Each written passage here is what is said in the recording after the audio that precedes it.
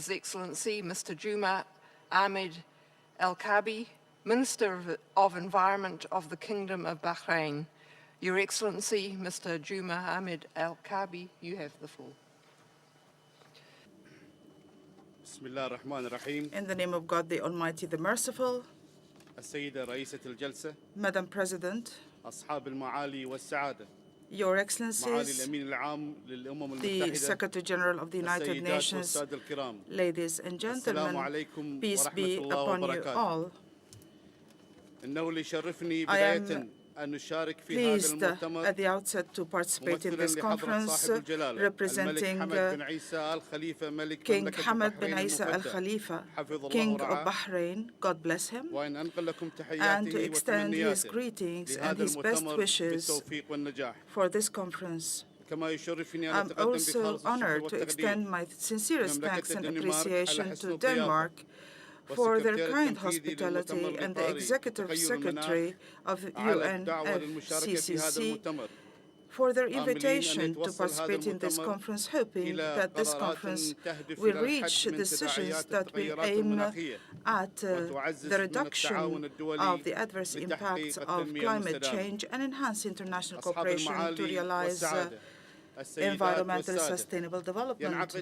This conference is being held in the framework of the phenomena of climate change that is considered to be one of the most important environmental problems that does not acknowledge borders among countries, and also one of the most important challenges facing the world, and it has an impact on sustainable development since the environment has socio-economic dimensions.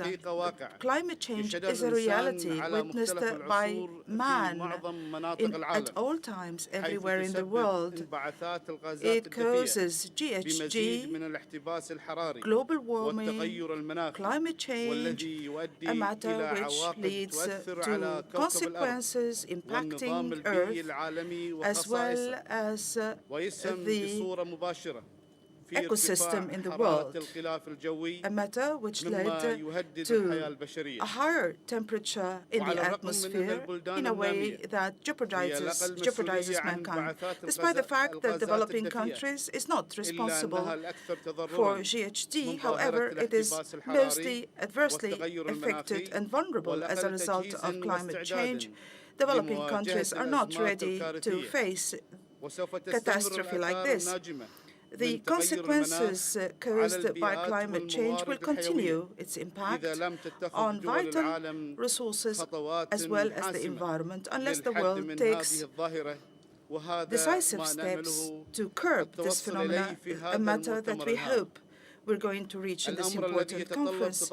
This matter requires concerted international efforts to enhance joint work to reduce GHG through the coordination among programs and policies in a framework of a comprehensive development strategy that enhances international efforts and that would lay down the characteristics of international work in order to put into effect Kyoto Protocol and also to implement the commitment in the field of combating desertification, which definitely will play a role in reversing the trend of climate change.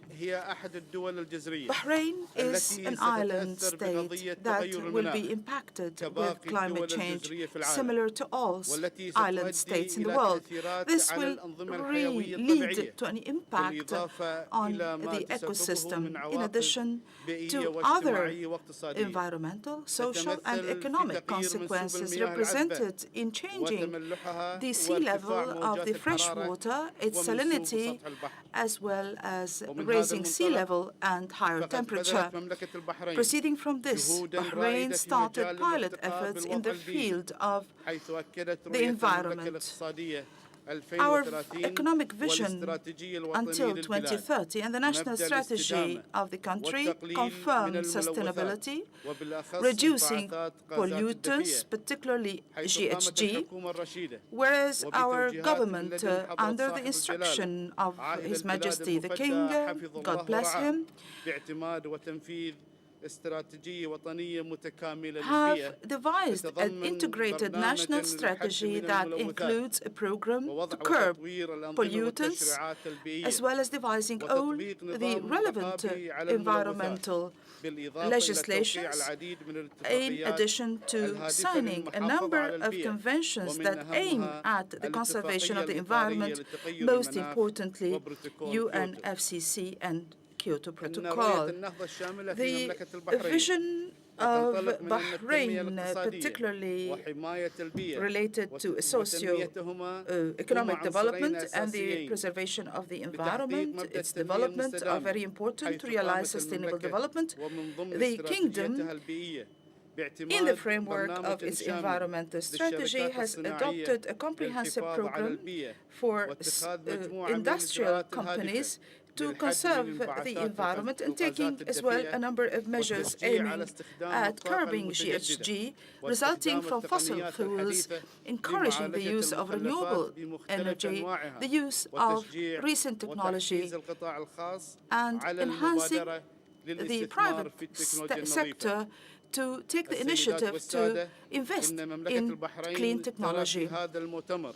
Bahrain thinks we have a historical opportunity in this conference when it comes to international negotiations on climate change, as well as the wide-scale participation on a very high level by a number of countries.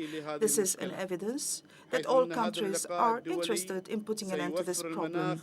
Such an international conference will create the necessary atmosphere to exchange opinions, to reach a joint vision in an equitable way that would assure the peoples of the world and the future generations that they have the right to live in prosperity in a planet that is free of all pollution that threatens their lives.